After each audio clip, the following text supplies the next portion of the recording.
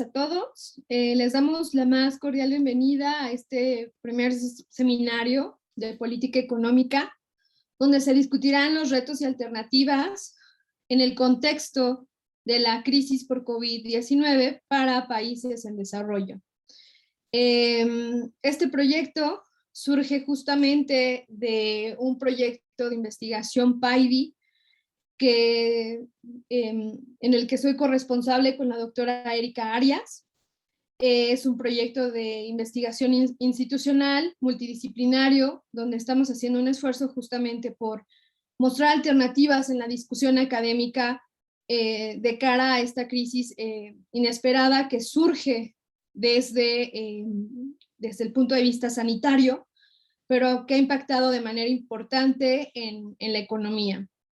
El día de hoy, por causas de fuerza mayor, no nos ha podido acompañar la doctora Laura Páez, pero tenemos aquí a la doctora Erika Arias, que nos va a apoyar con la inauguración. Doctora, por favor. Muchas gracias, doctora. Bueno, sí, efectivamente me toca ser juez y parte. Es un proyecto que se inscribe en el PAIDI, un proyecto institucional que tiene por objetivo justo la generación de conocimiento en todas las áreas que abarca la Facultad de Estudios Superiores Zacatlán, y el proyecto tiene como título La dinámica de la política económica en países en desarrollo en el contexto de la crisis de COVID-19. Y bueno, esto es importante porque al final estamos viviendo una crisis sanitaria y se deben de proponer ciertas alternativas de crecimiento y desarrollo. Y entonces ese es el propósito de este seminario. Entonces les agradecemos mucho su presencia. Y bueno, sin más, inauguro. Está el doctor David Morales, que no lo... Si no, no sé si está el doctor David Morales por aquí. ¿No? Entonces, bueno, pues para seguir con esta parte académica y para que ustedes ya empiecen a ver estas exposiciones, entonces, sin más, siendo las 12:10 del 18 de noviembre de 2021, declaro inaugurado el seminario Retos y Alternativas de Política Económica para la Recuperación Postpandemia en Países en Desarrollo. Muchas gracias y muchas felicidades.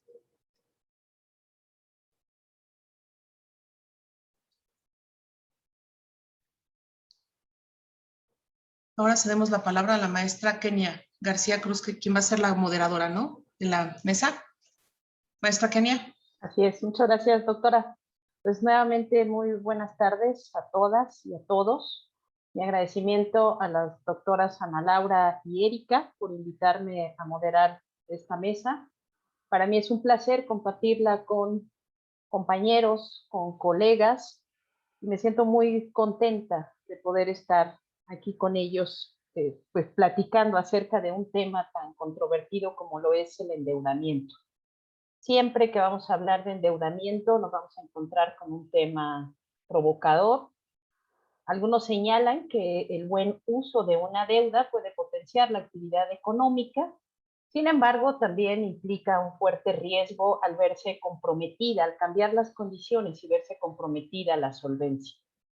En el contexto del COVID se ha reprochado mucho al gobierno federal el poco uso del gasto público que se ha tenido para contrarrestar los efectos de esta pandemia. Como bien ya lo señalaron las colegas que me antecedieron, inicia como una cuestión sanitaria, pero tiene un fuerte contagio a la parte económica. De manera tal que el seminario Retos y Alternativas de Política Económica para la Recuperación Postpandemia en Países en Desarrollo pone esta tarde este tema que causa controversia, que a veces genera fuertes disensos más que consensos, para tener aquí un panel de expertos discutiendo sobre este tema.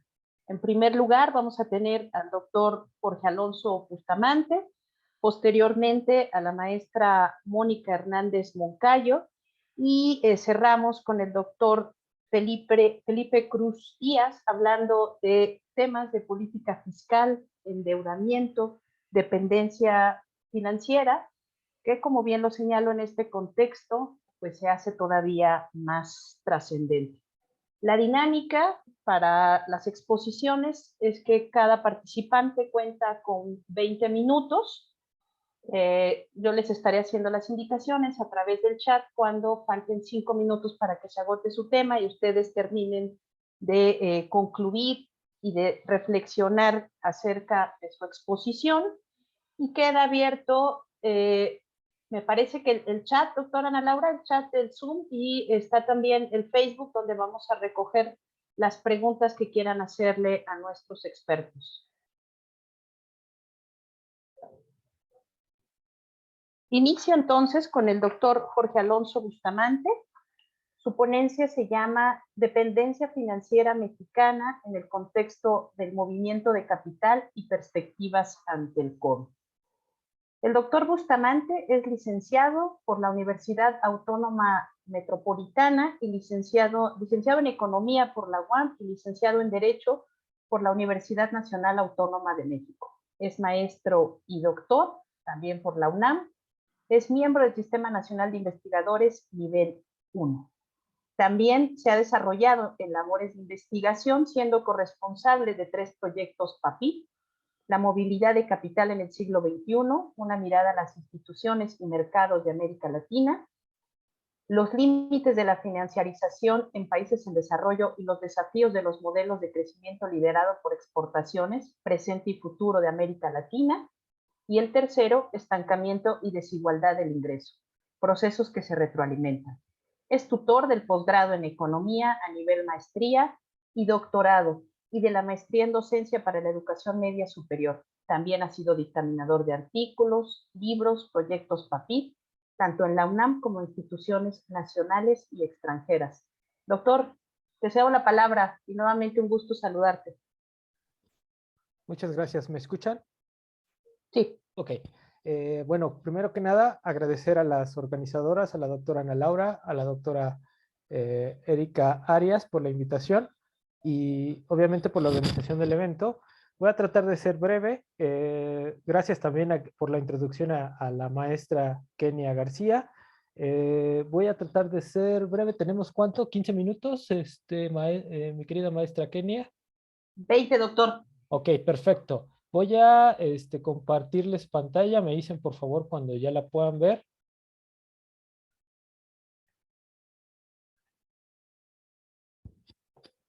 Listo. Listo. Bueno, entonces voy a ser rápido para poder tener tiempo para afinar algunas cosas. El título es Dependencia Financiera Mexicana en el contexto del movimiento de capital y perspectivas ante el COVID. ¿Qué es lo que voy a hacer en esta presentación? Darles un pequeño panorama, primero introductorio, de cómo venía el modelo de acumulación en el país, para después concluir con una visión de lo que pasó en 2020, 2019, 2020, 2021 con el lockdown, bueno, el cierre por el COVID. Y bueno, voy a empezar. El contexto es la siguiente. Nosotros transitamos de un modelo sustitutivo de importaciones que entra en crisis en la década de los 70 y con la crisis de la deuda, que fue detonada por una política monetaria en Estados Unidos en 1979, subieron la tasa de interés casi 10 puntos y eso detonó la crisis de la deuda a los países en desarrollo que se habían endeudado fuerte en un periodo en donde la tasa del crédito internacional era muy barato. Entonces, eso puso, digamos, cerró la posibilidad de continuar con el modelo sustitutivo de importaciones. Y se pasa a una reestructuración económica en donde se caracteriza por la desregulación y liberalización financiera. Bajo una crítica que le llamarían la revolución anti-keynesiana, en donde se criticaba la actividad estatal en la economía. Entonces, este proceso de regulación y liberalización tiene como objeto dejar que las fuerzas de mercado organicen la actividad económica. Y entonces abandonamos el modelo sustitutivo y transitamos a un modelo exportador, pero ¿cuál es la característica? Que va a ser dirigido por la gran empresa transnacional. Entonces, ese es, digamos, el contexto de la economía mexicana después de 80, que se consolida en digamos, a mitad de los 90, y qué es lo que tenemos hasta hoy en la crisis que hemos llegado en 2020. Entonces, ¿qué se plantea aquí? Una desvinculación entre la oferta y demanda domésticas ante este modelo exportador. ¿Por qué? Porque las empresas transnacionales fundamentalmente vienen por recursos naturales, cierto desarrollo de mercados, control de ciertos mercados, pero lo fundamental es por salarios bajos, ya sea salarios bajos no capacitados, digo, de trabajador capacitado o no capacitado. Y por ejemplo tenemos ahí la industria aeroespacial que está en Baja California, en Querétaro, pero que no se vincula, no se ha encadenado de manera profunda con proveedores locales. Y ese es el problema de la economía mexicana. Están maquilando con trabajo capacitado, ¿no? Entonces hay ingenieros trabajando en Querétaro, pero que se les paga muy bajo en comparación con los ingenieros que trabajan en Canadá en la misma empresa. Entonces, ese tipo de cosas se ven. Y entonces es un proceso maquilador, ¿no? Entonces, la base fue la contención salarial y la contracción del mercado interno. Entonces, los salarios empezaron a bajar, de hecho, los topes salariales desde 1976.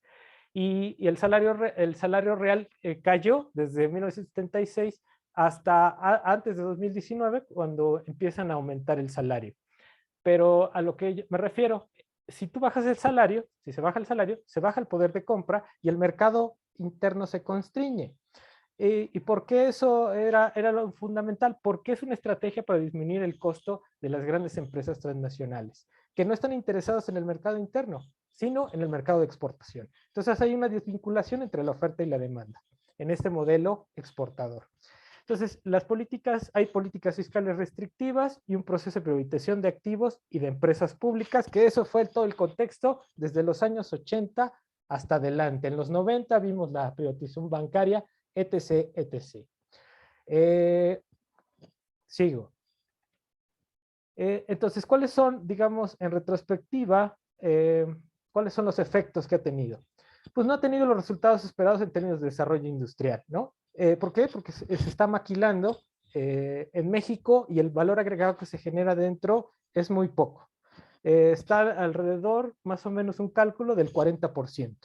Entonces, no ha producido esos encadenamientos, esa transferencia tecnológica que se esperaba, ¿no? Y dado lo anterior, se importa mucho. La empresa nacional importa los insumos externos para maquilarlos aquí y exportarlos. Entonces, incluso se cambió ese perfil importador. Antes se importaba de Estados Unidos los insumos necesarios para producir aquí, maquilar y exportar, y ahora son a veces las empresas chinas las que han podido vender aquí a México para después, en esta cadena, exportar hacia Estados Unidos. Entonces, esto ha propiciado que no se reduzca el déficit comercial estructural. Entonces tenemos un déficit comercial deficitario en la mayor parte del periodo que estamos hablando de 1980 hasta la fecha, 2020. Entonces, el modelo exportador profundizó el alto contenido importado y obviamente cuando uno opera con un déficit comercial, tienes que tener un superávit en la cuenta de capital y la necesidad entonces de atraer capital a través de la tasa de interés. Y eso cumple una doble función. La atracción de capital permite que ingrese divisas que son necesarias para administrar el tipo de cambio y controlar la inflación, porque si importamos mucho, dependemos de los precios externos y cuando se aprecia el peso, se abaratan las importaciones y eso permite que los precios se mantengan controlados. El otro factor que ha permitido los precios se mantengan por debajo es la productividad de China. Y como vemos, la mayoría de las exportaciones de los productos que compramos vienen de China, ¿no? Entonces, ahí tenemos esos efectos. Y esto, digamos, en su conjunto propicia el continuo endeudamiento por la necesidad de seguir importando y mantener las expectativas para que el capital, en términos de cartera, inversión extranjera directa y de cartera, entren al país, lo que vaya manteniendo estable el tipo de cambio. ¿Cómo se ha dado la estrategia de las grandes empresas? fundamentalmente ellos llegan aquí al país a través de fusiones y adquisiciones. Ahí dice la Secretaría de Economía en general que si una empresa compra el 10% de la propiedad accionaria de otra, ya se considera como inversión extranjera directa. Sin embargo, eso no implica mayor inversión, ¿no? Se están comprando la propiedad de una empresa que ya existe y no implica crecimiento de la acumulación. Ese es el problema, ¿no? Entonces estas empresas vienen para controlar ciertas empresas que son estratégicas para su plan de negocios de ganancia, ¿no? Entonces, estas grandes empresas transnacionales, estadounidenses, europeas, vienen a México, se desarticulan de sus regiones, vienen a México en busca de estos costos salariales, el control de los recursos naturales, algunas ventajas fiscales que son muchas en México y lo sabemos, por ejemplo. Entonces, ¿cuál ha sido digamos, el efecto de esto? Si ustedes pueden ver aquí, yo lo que calculé fueron unas tasas de crecimiento promedio de la formación bruta de capital, las exportaciones, el PIB y la inversión extranjera directa. Hubo un periodo de bonanza que podría ser el 1996-2000, cuando la formación bruta de capital pues crece de una manera importante, casi llegando al 8%. Las exportaciones, por su parte, también crecieron en promedio en ese periodo arriba del 10%, pero el PIB, digamos, creció de manera modesta casi 4% en ese periodo. Pero a partir de ese periodo, que fueron casi 4 o 5 años, después el crecimiento, las exportaciones, la formación bruta de capital caen. Entonces, a partir de la apertura hubo un momento en que entró el capital y que eso potenció, digamos, el modelo exportador, pero a partir de ahí ya los efectos son demasiado magros, ¿no? El crecimiento del PIB, por ejemplo, en 2000-2005 es muy bajo, llegando ahí, por ejemplo, a menos del 2% en promedio, y así nos vamos, 2010-2015, cuando llega el auge de los commodities, pues tenemos un poco más de crecimiento derivado del incremento del precio de los commodities, pero aún así ya es mucho menos el dinamismo que tuvimos en ese primer periodo de la apertura comercial, 96-2000, ¿no? Y bueno, ya vemos el último periodo, 2015-2018, realmente la desaceleración de este modelo exportador. Entonces, esa es una de las cuestiones que hay que revisar. La inversión extranjera directa viene cayendo desde el primer periodo, sube cuando pasa el auge de los commodities, entró mucho capital en este periodo y después vuelve a caer para 2015-2018. Aquí también ya traemos el efecto en este punto, en 2010-2015, ya traemos el efecto de la crisis financiera de 2008. Bueno, vamos a seguir. Entonces, ¿qué ha pasado? Bueno, nuestro modelo exportador, si bien se han generado un crecimiento de las exportaciones de bienes manufacturados, de los sectores más dinámicos de la economía, como son la producción de automóviles y aparatos electrónicos, si bien ha pasado eso, las importaciones también han crecido, y aquí es lo que quiero mostrar en esta gráfica. Las exportaciones son la barrita negra, y las importaciones son la barrita amarilla. Entonces, en ese periodo de auge, si bien exportamos mucho, también incluso la tasa de crecimiento de las importaciones creció por encima de las exportaciones. Y así nos hemos ido en ese periodo, exportaciones un poco más altas que las importaciones, la tasa de crecimiento, pero es un modelo, fíjense aquí ya 2015-2018, las exportaciones menores que las importaciones, que la tasa de crecimiento. Entonces, es un modelo dependiente de las exportaciones. Entonces, no somos un país que nos hemos industrializado, es un país maquilador de segunda generación, en el sentido de que ya no solamente se maquila trabajo simple, sino que se maquila trabajo más complejo. Voy a seguir. Y una cosa que hay que resaltar es que este modelo ha traído como consecuencia, fíjense aquí yo quise analizar las tasas de crecimiento de las exportaciones agropecuarias, las mineras y las manufactureras, que son las amarillas. Lo que vemos aquí es que en el primer periodo sí se dinamizaron las exportaciones manufactureras, pero si ustedes se dan cuenta ya en el periodo de 2005 en adelante, lo que crecen más son las exportaciones mineras. Entonces, crecen las exportaciones mineras y también las agropecuarias en el 2015, 2010-2015. Entonces, es un modelo, si bien que ha, digamos, dinamizado el modelo industrial, también ha impulsado el desarrollo de las exportaciones de bienes primarios y materias primas, y han sido mucho más dinámicas en los periodos subsecuentes que incluso en los periodos anteriores, ¿no? Como 1996-2000, en donde creció la manufactura, pero ya la tasa de crecimiento de las exportaciones mineras y agropecuarias, pues es mucho más dinámico en los últimos periodos. Entonces, ¿qué quiere decir? Pues que estamos teniendo una regresión a exportar materias primas y bienes primarios agrícolas, ¿no? Entonces, sigo adelante. Bueno, y aquí, a partir de eso, quise hacer un modelito para saber cuál era el efecto del tipo de cambio sobre la industria manufacturera, sobre las exportaciones manufactureras, importaciones, ¿cómo se llama? Las de bienes primarios, agrícolas y mineras, ¿no? Entonces aquí es un modelito muy sencillo de autorregresivo de primer orden, un Cochrane-Orkut, controlando heterosestasticidad, homosestasticidad, como quieran. Pero lo importante es el coeficiente beta 1, que es el efecto que tiene el tipo de cambio sobre las exportaciones.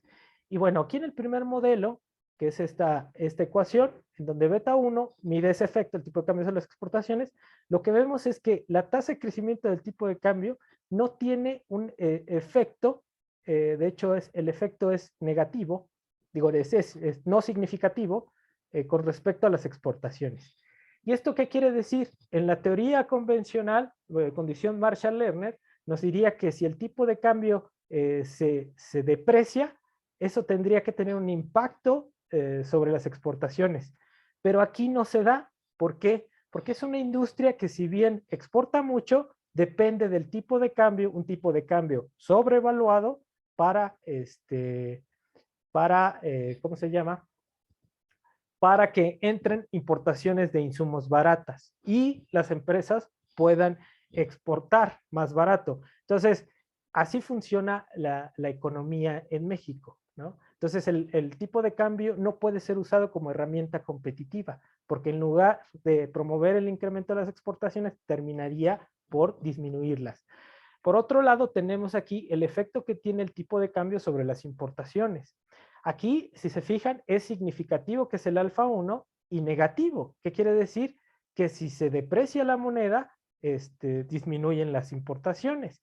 Y eso es la estructura industrial de la economía mexicana. Si bien se exporta mucho, se depende del tipo de cambio para la importación y exportar barato. Entonces, ese es el tipo de modelo que tenemos ahora en México. La tercera ecuación evalúa las exportaciones solamente las manufactureras, y lo que vemos aquí es impresionante, porque el tipo de cambio, la devaluación del tipo de cambio tiene un efecto negativo con respecto a las exportaciones manufactureras, por esta idea que les estoy manifestando.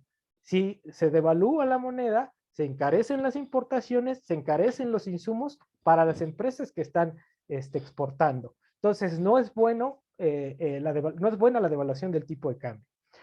Ya en la última parte, lo que tengo aquí son las exportaciones agropecuarias, y lo que vemos aquí es que el tipo de cambio es significativo y su coeficiente es positivo. O sea, que las únicas mercancías a la exportación que se favorecen de un tipo de cambio, una devaluación del tipo de cambio, son las exportaciones agropecuarias, ¿no? Entonces, voy siguiendo. Bueno, la última parte, minería. La minería también, el efecto es positivo y significativo ya al 90%. lo que tiene la misma consecuencia que las agropecuarias. Nuestra economía, las únicas subsectores que se pueden beneficiar en una devaluación son la agricultura y la minería. Entonces, ahí está la cuestión. Sin embargo, la agricultura y la minería son en términos de las exportaciones, son tan mínimas que no tendría ningún sentido devaluar la moneda para impulsar estas mayores exportaciones. Bueno, entonces, dada esa situación de dependencia de importaciones, tenemos lo siguiente. Si se ve aquí, esta es la cuenta financiera durante todos estos periodos analizados y lo que se ve es un crecimiento de las entradas de capital, acompañado de ¿qué? De los déficits de cuenta corriente, del déficit de cuenta corriente que va creciendo a lo largo del tiempo. Pero si ustedes se dan cuenta, la entrada de capital es superior al déficit de cuenta corriente. ¿Qué quiere decir? Que está entrando mucho más capital del que se necesita para compensar el déficit de la cuenta corriente. Y si entra mucho capital, entran muchas divisas, pues hay que esterilizarlas a través de deuda interna, que esas divisas entran a las reservas, pero por esas reservas hay que pagar tasa de interés, ¿sí? Por capital que está entrando en exceso y que no se necesita para compensar de la misma forma, digamos, de manera equilibrada la cuenta corriente. Seguimos aquí. Aquí lo que yo les presento es la tasa de crecimiento del PIB, el tipo de cambio y la deuda. Si ustedes se fijan, la deuda es en términos en términos de porcentaje del PIB. Si ustedes se fijan, durante todo el periodo, hasta 2007, se mantuvo más o menos la disminución de la deuda, pero a partir de 2008 empezó a crecer, ¿sí? Empezó a crecer el porcentaje de deuda sobre PIB. Y sin embargo, si ustedes se ponen a cuestionar en esos periodos, desde que estaba Felipe Calderón, ya después cuando entra Peña Nieto, pues realmente los programas de infraestructura fueron pocos.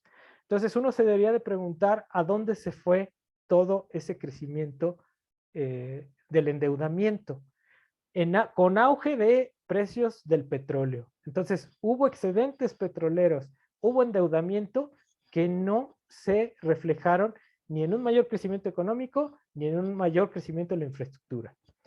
Bueno, avanzo. Aquí está la tasa de crecimiento de la deuda externa. A ver, voy a regresar tantito, perdón. Y aquí lo que podemos observar es lo que les comento. Después de la crisis 2008, incrementa la deuda todo lo que es una parte del gobierno de Felipe Calderón y la parte de lo que le toca a Peña Nieto.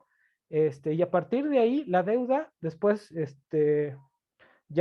cuando entra el nuevo gobierno, se ha reducido, ¿sí?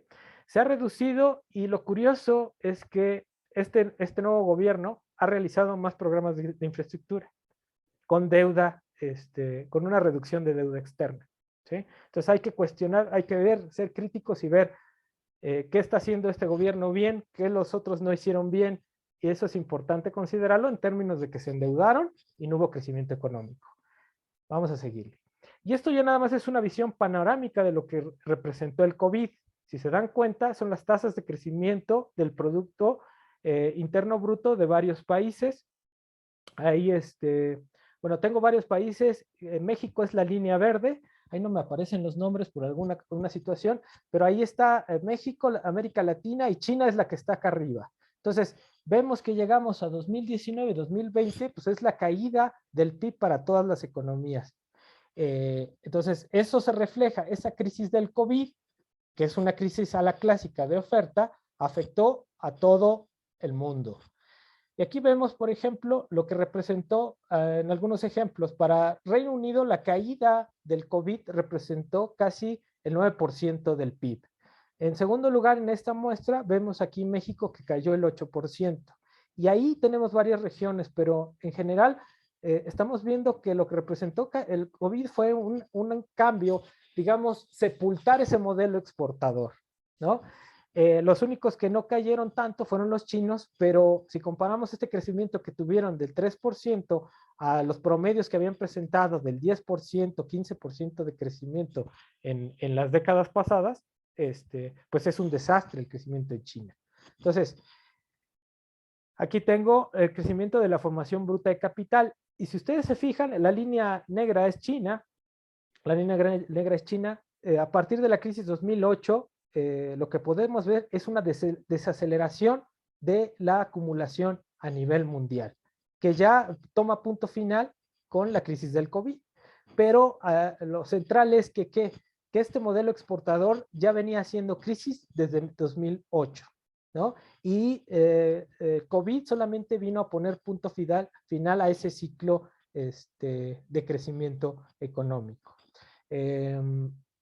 Las conclusiones, bueno, para poder salir de esta crisis, primero tenemos que resolver el problema del COVID. Y como se está viendo, por ejemplo, en Europa, ya están entrando en una tercera ola, cuarta ola. Es importante tratar de resolver esto, porque si no, el problema económico no se va a solucionar del todo.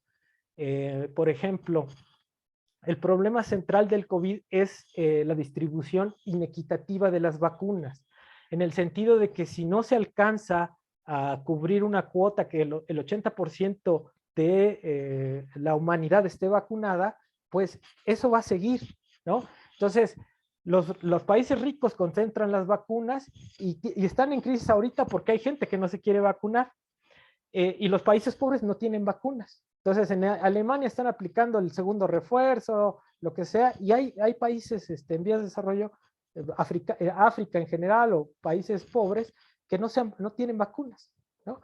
Entonces, si no se resuelve ese problema, que es un problema de distribución del ingreso, no vamos a poder avanzar en lo económico. Luego tenemos otra cuestión. Esta crisis de COVID puso en evidencia el problema de la articulación a nivel mundial. Ahorita también en Europa, en Estados Unidos y todo, están viendo el problema de los suministros. En Inglaterra se vio hace poco con el problema de la gasolina. No tenían ni choferes para poder transportar la gasolina, porque con el COVID dejaron los empleos y ya no quisieron regresar. Entonces, también muchas cadenas de suministro que venían de China, como se cerró la economía, pues se paró. Y entonces, ahorita estamos en ese tránsito, que tenemos insuficiencia de ciertos insumos. Entonces, ¿cuál va a ser el problema? Que ahora Estados Unidos, bueno, el sistema mundo entró en crisis. ¿Y qué se requiere? Pues un nuevo liderazgo mundial. ¿Quién lo irá a retomar?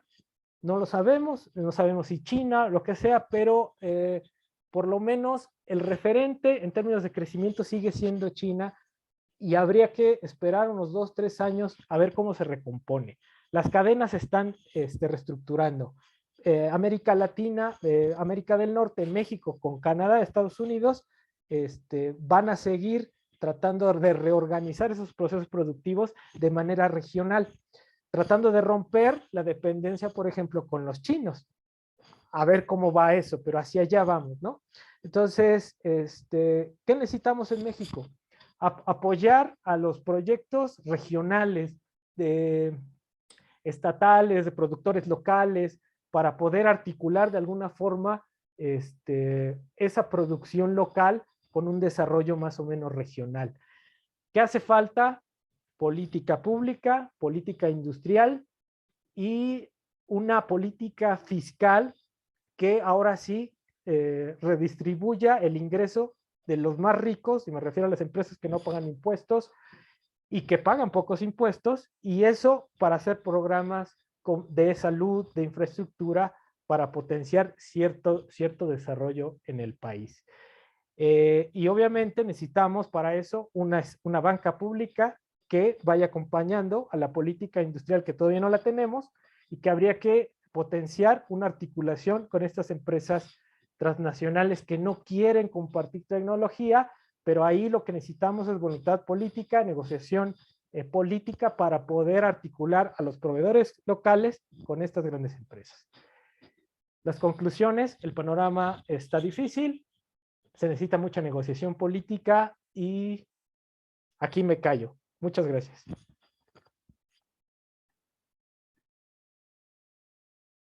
Gracias, doctor.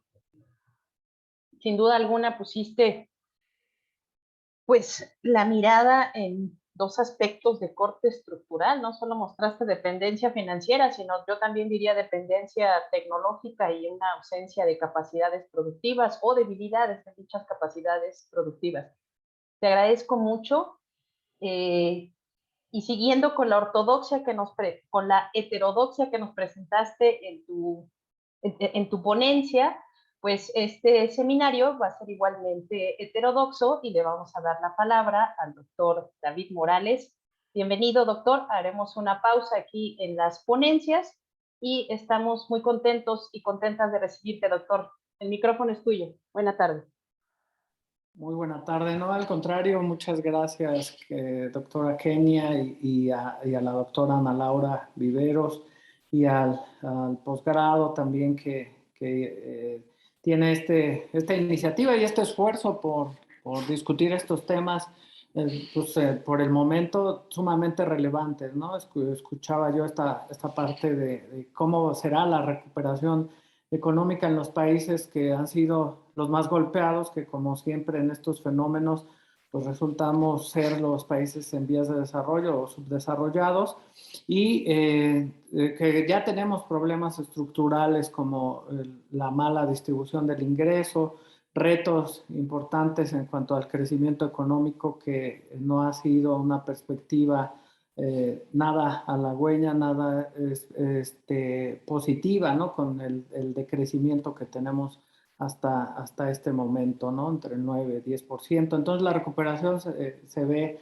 difícil, pero ustedes, que son los expertos, seguramente nos dirán, y yo escucharé con atención, porque es un tema que les compete a ustedes, los economistas, y nos preocupa a los que no somos economistas, porque nos pega en el bolsillo, ¿no? Y nos pega también en las condiciones de vida de las personas que nos rodean, de nuestros ámbitos donde vivimos, de nuestro país, de nuestros estados, de nuestros municipios, y desde luego de nuestros barrios y colonias, ¿no? Hasta ahí es donde se vive esta cuestión que ustedes bien describen, y que la pandemia no ha sido nada sutil con estas afectaciones económicas. Entonces los felicito de verdad, doctora Ana Laura, y a mi amigo el doctor Jorge,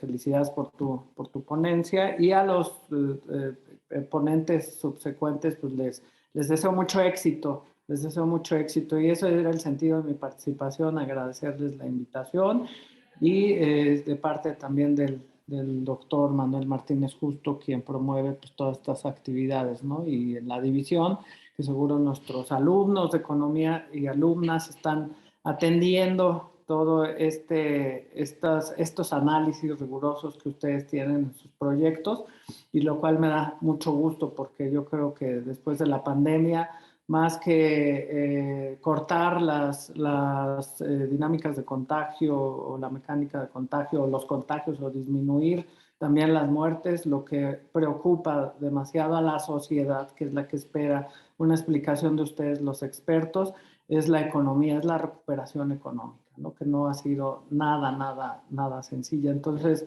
los felicito, y mucho éxito en esta iniciativa, y que aporte todas estas cuestiones, sobre todo a la comunidad, a nuestras alumnas, alumnos y comunidad docente. Muchas gracias, doctora y doctores y doctora, pues Ana Laura también, y Kenia. Gracias a ti, doctor, por tus palabras. Sin duda nos pusiste en contexto precisamente para dar paso a la siguiente ponencia, rescatando lo que comenta Jorge hace un momento acerca de, pues no lo dijo así, pero yo lo interpreté como mercado interno, economías locales y regionales, y precisamente la siguiente exposición, a cargo de la maestra Mónica Hernández Moncayo, en compañía de la doctora Erika Arias, que tuvo que atender un compromiso, un imponderable, nos presentan el trabajo titulado Política Fiscal y Regiones ante la pandemia del coronavirus. Me voy a permitir leer la semblanza de la maestra Mónica Hernández Moncayo. Mónica, te saludo con muchísimo gusto. Qué placer compartir contigo esta mesa y me permito leer tu semblanza. Ella es licenciada y maestra en economía, realizó una estancia de investigación en el Departamento de Estudios Económicos y Empresariales de la Universidad de Nápoles. Ayúdame con la pronunciación, maestra, por favor. Parthenon. ¿Sí es correcto? Sí, un tanto así. Ok. Actualmente es profesora en el posgrado de urbanismo y en la licenciatura en economía. Cuenta con diversas publicaciones en el área de economía urbana y regional y ha participado en diversos proyectos de investigación multidisciplinarios en la UNAM. Mónica, maestra, tienes la palabra y 20 minutos. Vale, muchas gracias. Me permito compartir mi presentación. Ok, me avisan si se ve. ¿Sí? Sí, maestra, sin problema. Ok. El objetivo principal de esta presentación es realizar una revisión de algunas de las medidas de política fiscal implementadas por la crisis sanitaria actual y a su vez dar algunas alternativas de solución a nivel regional para identificar las potencialidades que se tienen y con el fin de dinamizar la economía local dada la pandemia del coronavirus. Para ello, pues vamos a hacer un pequeño breviario. En términos de finanzas públicas, ¿qué es lo importante que tenemos que tener en consideración? Bueno, en los anteriores años, debido al proceso de la apertura comercial, el Consejo de Washington dictó las principales pausas para la política fiscal del país, en la cual se explica que se debe de asegurar una disciplina fiscal con déficit operativos realmente cercanos al 2%, es decir, racionamiento del gasto público, a fin de evitar el endeudamiento de los gobiernos nacionales y subnacionales. Otra de las alternativas que se da en el Consejo de Washington es priorizar el gasto público y eliminar los subsidios, es decir, dar una plena apertura comercial y disminuir la participación de la política fiscal del gobierno en los asuntos nacionales. De esta forma, después con este proceso se da el modelo de metas de inflación en el cual sabemos que se tiene que controlar la inflación y todos los esfuerzos de la política económica van hacia el control de los precios.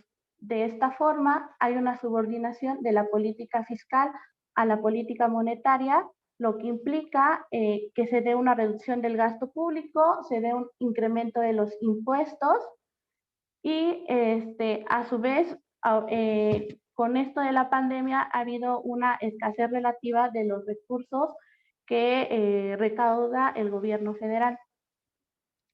Es por esta razón que nosotros necesitamos saber cuáles son algunas de las alternativas que se han generado de parte del gobierno para poder hacer frente a la crisis sanitaria actual. Ok. En esta, como lo comentó el doctor Bustamante anteriormente, pues las economías en el mundo sufrieron una drástica disminución de su producción debido a las medidas de confinamiento.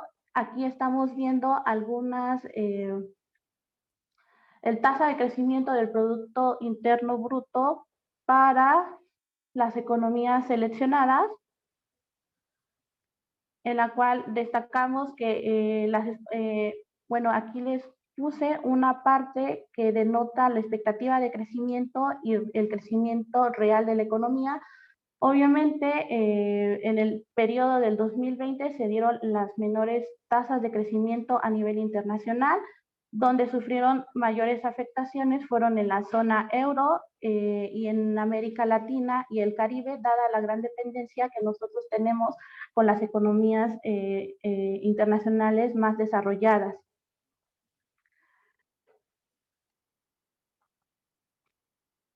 En el caso, en el caso de nuestro país, también, si bien nosotros años anteriores a la crisis económica veníamos con un crecimiento muy poco favorable nacional y dadas las políticas y la reestructura, bueno, las políticas del gobierno, se preveía que incluso aún en un escenario sin pandemia iba a haber una fuerte recesión económica. Lo que pasó aquí es que, aunado a los problemas estructurales que ya el doctor Bustamante los enumeró muy correctamente, el paro total, digamos, no el paro total, sino el paro de las actividades productivas hicieron que en el periodo, en el segundo trimestre del 2020, se viera una contracción importante en la economía.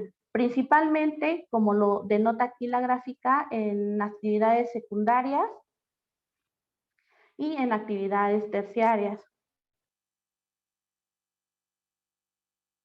Bueno, entonces, dado el panorama de poco crecimiento económico y desalentador, se supone que desde el punto de vista de la economía, la política, el gobierno tiene que entrar como para hacer frente a periodos de crisis y generar crecimiento económico favorable. Bajo ese entorno, entonces nos preguntamos cuáles son algunas de las medidas que ha utilizado el gobierno nacional para hacer frente a las complicaciones y a las reducciones del crecimiento del Producto Nacional.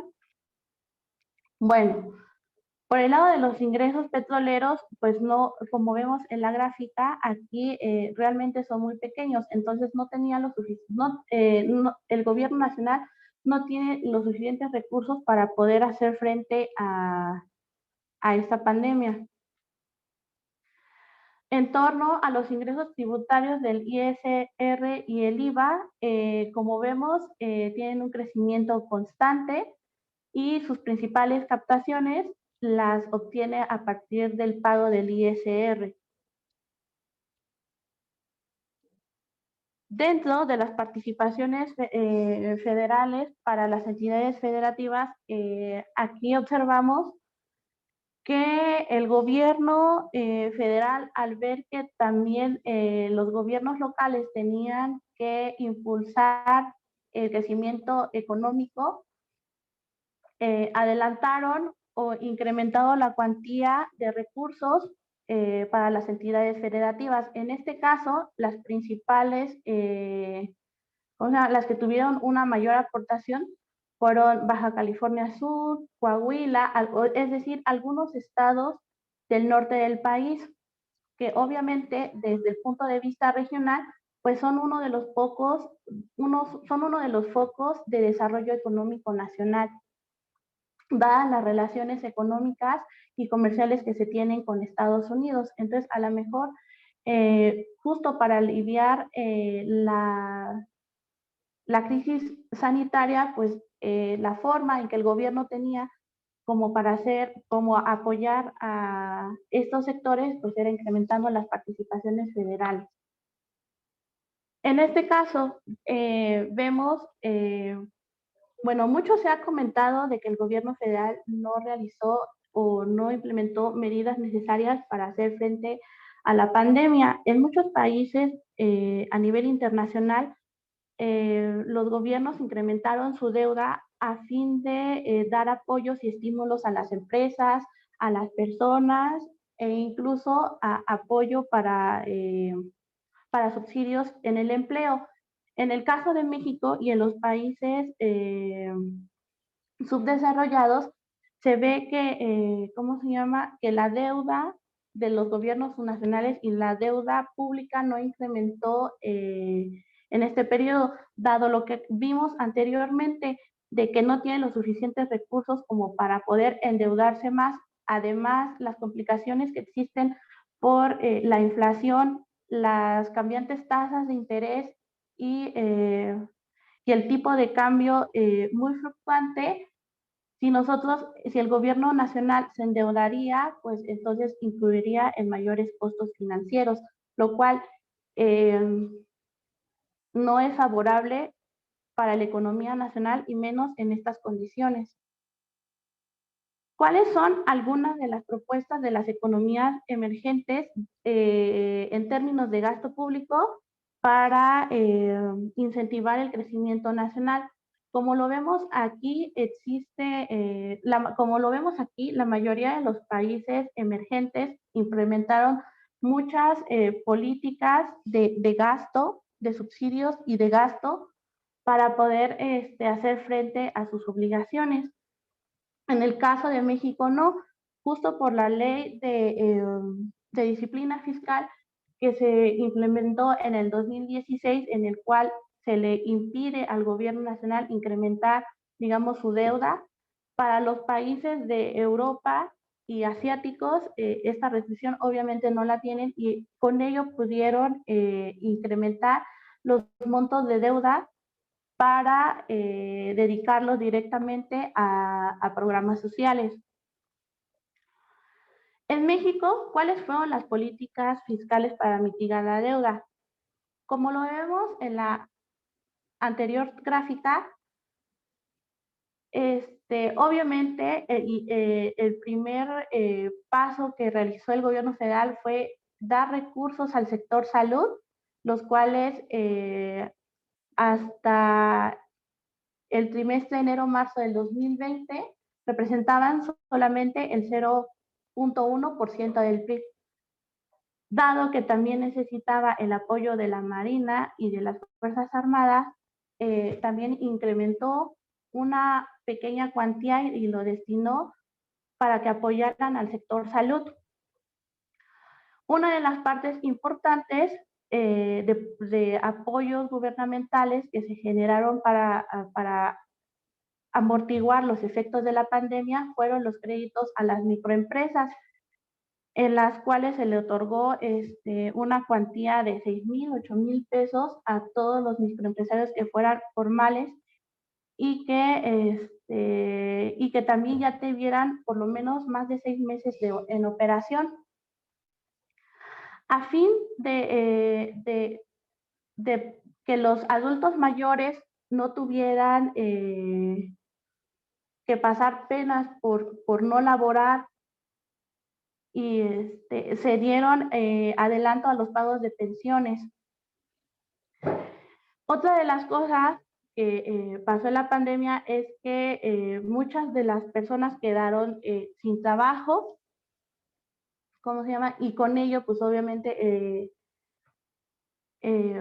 bueno, quedaron sin trabajo y pues no tuvieron los suficientes recursos para sobrevivir. En ese caso, el gobierno federal generó la ampliación de los programas de bienestar para estos sectores. Y justo para incentivar créditos personales a los trabajadores formales, se incrementó en un 0.14% los fondos de créditos personales para el ISSSTE y las facilidades que otorga el Infonavit para obtener alguna vivienda. Otra cuantía la dedicó a la construcción de infraestructura social. Mucho se habla también de macroproyectos como lo son el Tren Maya. Ahí digamos que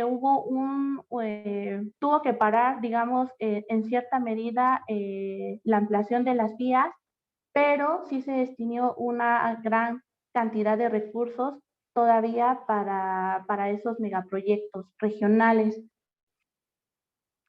Bueno, como vemos ahí, todas las medidas enunciadas aquí no dan más, sumadas no dan más del 1% del Producto Interno Bruto, lo cual nos indica que el gobierno sigue con esa misma dinámica del no endeudamiento y al finalizar este tipo de subsidios pues no generan ningún alivio para la pandemia.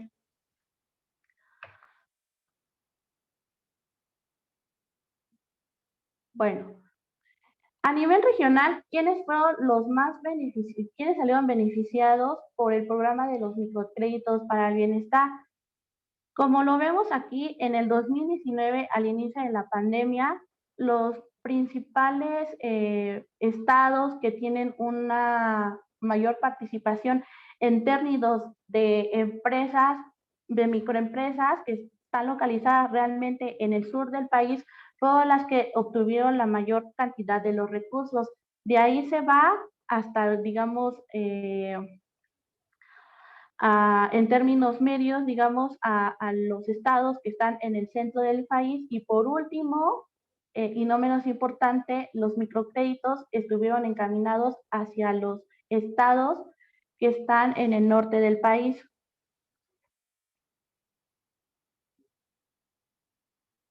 Bueno, ¿cuáles fueron algunas de las principales afectaciones de las empresas que generó la COVID-19 en México?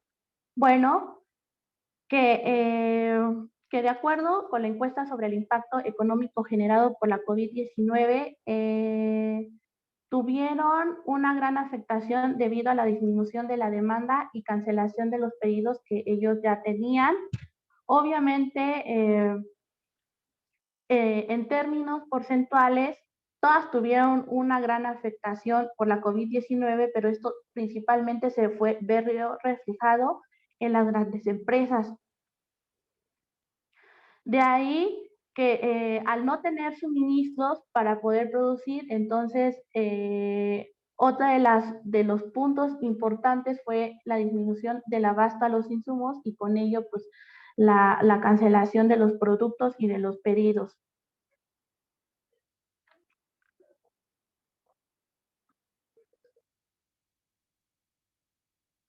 Bueno, de acuerdo con esta misma encuesta, aquí nos señalan el tipo de apoyo recibido durante este periodo de contingencia, en la cual se destaca que el gobierno federal dio recursos públicos principalmente a las grandes y medianas y pequeñas empresas. Aparte de eso, recibieron otro tipo de apoyos, principalmente de las cámaras y organizaciones empresariales, pero estas fueron destinadas principalmente al rubro de las grandes empresas. Al inicio, digamos, del año 2020, se den los principales apoyos hacia estas empresas. Al inicio de este año, pues el apoyo que se les dio, pues ya fue mínimo a comparación como lo fue en el año anterior. De acuerdo con esto, entonces, las microempresas y las pequeñas empresas, que fueron también uno de los sectores más afectados por la COVID-19, recibieron algún apoyo principalmente de sus familiares y amigos y otra proporción importante a partir del gobierno. Y justo para hacer frente a sus obligaciones de pago, porque se empezaron a endeudar y dado que no también tenían los suficientes recursos como para volver a invertir, entonces obtuvieron de alguna manera apoyos financieros mediante el banco, mediante cajas de ahorro o en alguna otra institución financiera.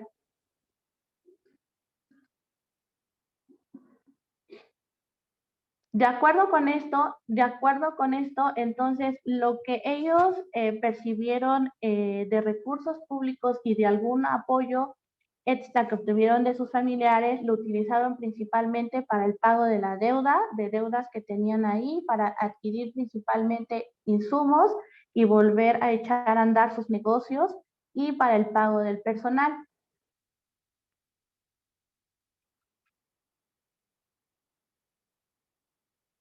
Bueno, como vimos en las anteriores tablas, realmente el apoyo recibido tanto del gobierno federal, pues realmente no fue tan grande como se pensaría que lo fue en otros países emergentes.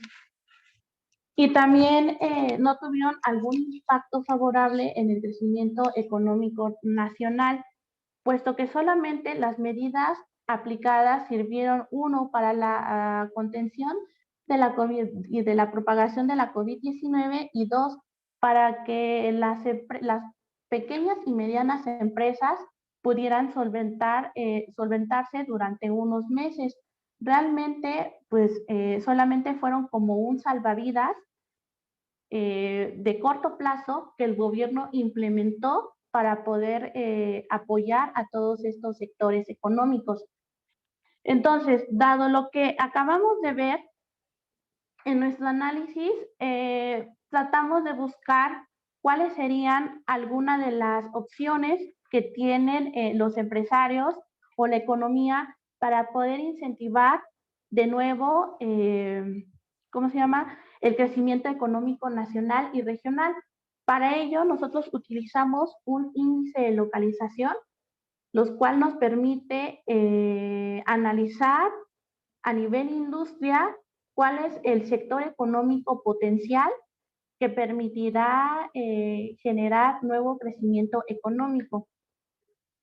Ese se calcula con base al empleo, a la participación que tiene el empleo con respecto al Estado, y esto a su vez lo relaciona con la participación del empleo que hay de un sector a nivel nacional.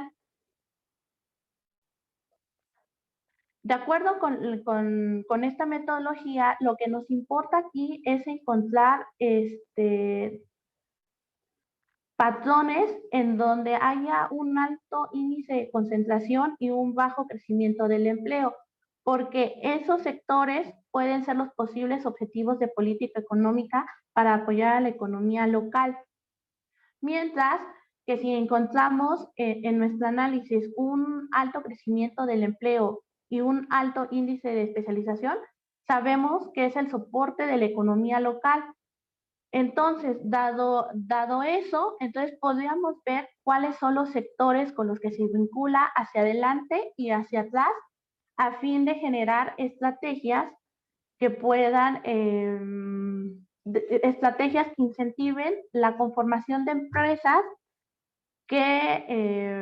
y así encaminar todos los esfuerzos a completar cadenas globales o, bueno, cadenas regionales de valor. Es por ello que, de acuerdo con la primera aproximación, encontramos la vocación económica de las entidades mexicanas, en el que observamos que principalmente el sector servicios se encuentra en el sur del país, lo conocemos muy bien, y también en una parte del centro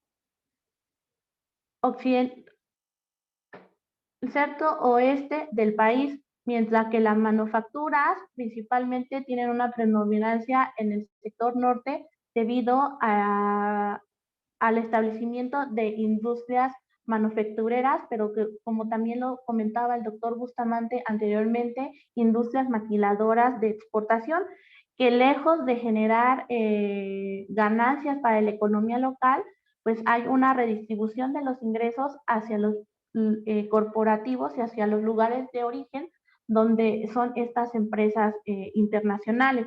Mientras que en el centro del país la preponderancia de los sectores es con respecto al comercio.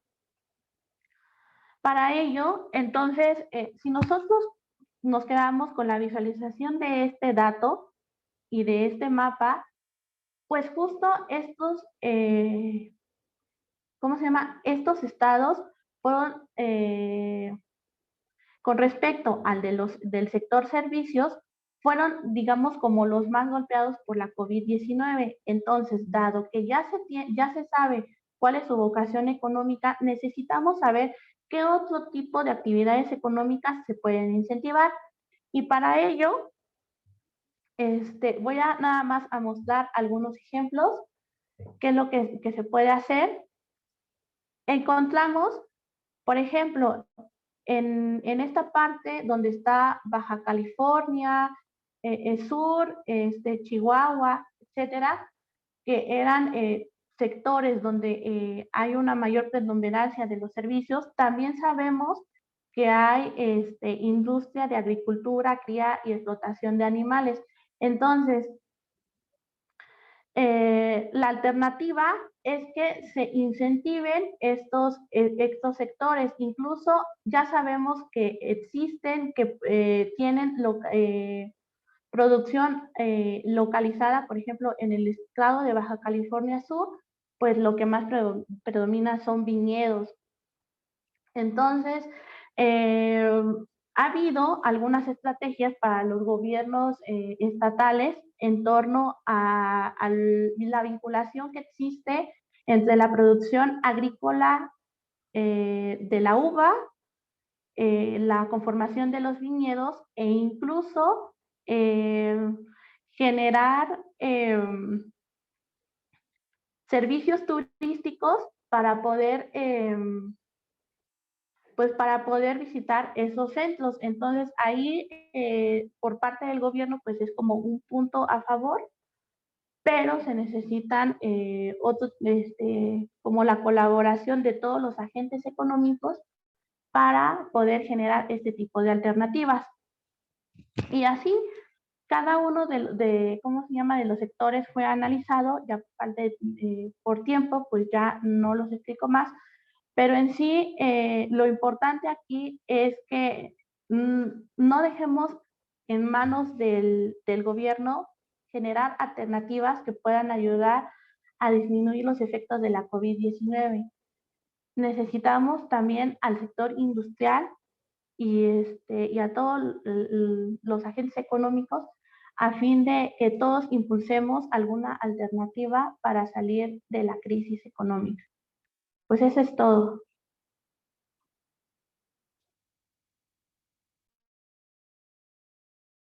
Muchas gracias, maestra Mónica.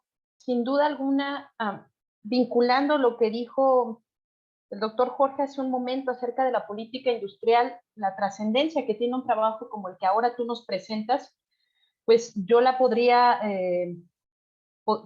proponerla en el sentido de que tu trabajo nos permitiría focalizar la política industrial conforme a las vocaciones productivas de cada región y ya no hablar de la política industrial en términos universales, horizontales, que no necesariamente favorecen a estas pequeñas localidades y toman en consideración las actividades que en ellas, las actividades económicas y las características muy particulares que tienen cada uno de estos estados o de estas regiones. Finalmente, me complace darle la palabra al doctor Felipe Cruz Díaz con la ponencia titulada Endeudamiento estatal y financiamiento en el marco de las crisis sanitarias, de la crisis sanitaria, disculpen. Voy a permitirme leer una breve semblanza del doctor Felipe Cruz.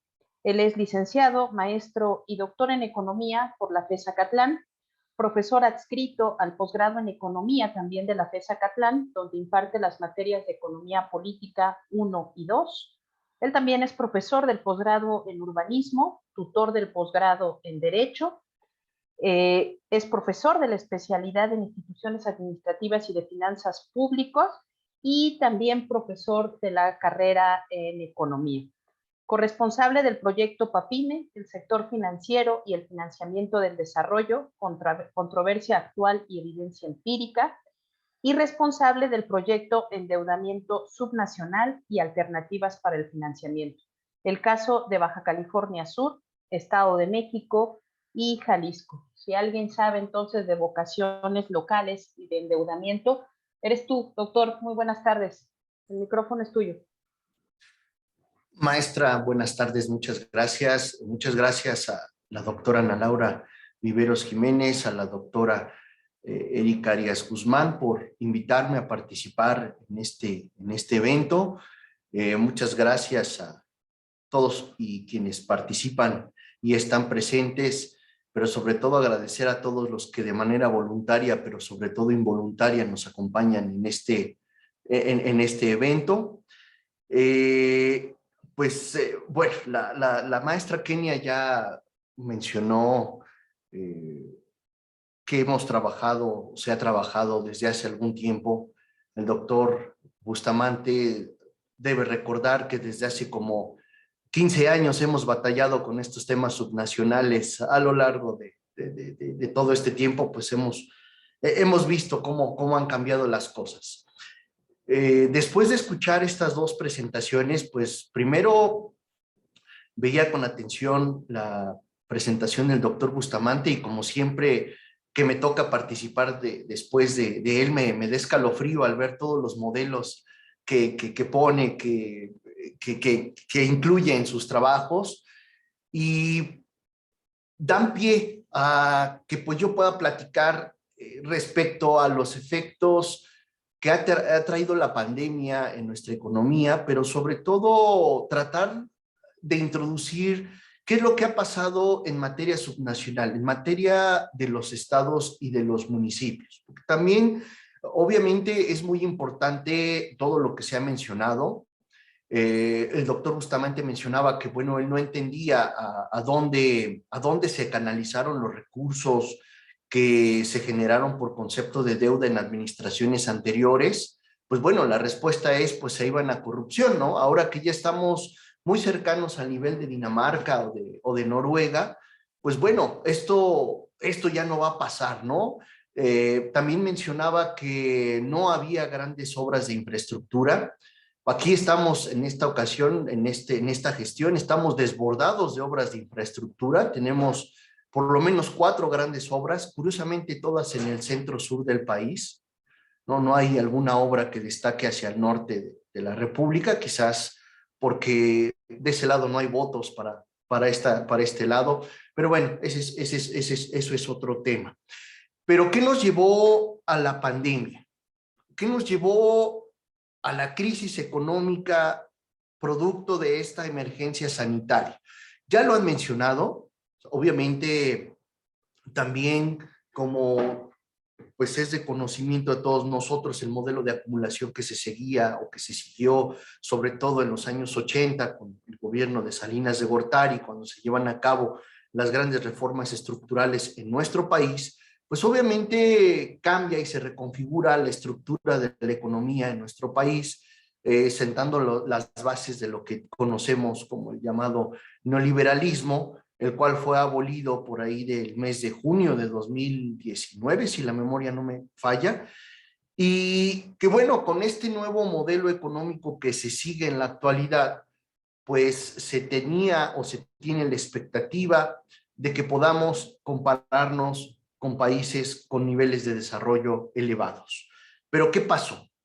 ¿Qué pasó en aquel mes de febrero de 2019? ¿Qué pasó en marzo de 2019? Pues lo que pasó primero es que se nos cayeron los precios del petróleo. Ustedes han de recordar que se comenzó a dar una caída abrupta en cuanto a el petróleo se refiere.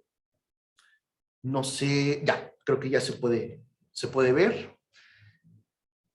Si seguimos a detalle la evolución de la caída de los precios del petróleo, en particular la mezcla mexicana, pues vemos que tuvimos un periodo sumamente complicado en virtud de que una gran parte de los recursos, afortunadamente ya no tantos, dependen de lo que se ingresa por la venta de petróleo. Si seguimos estando influidos por el precio del petróleo. Y si a eso le agregamos que en el mes de marzo de 2019 se anuncia oficialmente que pues ya la COVID-19 es una pandemia, pues el problema se agudiza. Y como ya lo han mencionado o lo mencionaron en las presentaciones anteriores, pues bueno, primero tuvimos por obvias razones caídas en las bolsas de valores y la de México no fue la excepción, pero lo más importante fue cómo el PIB fue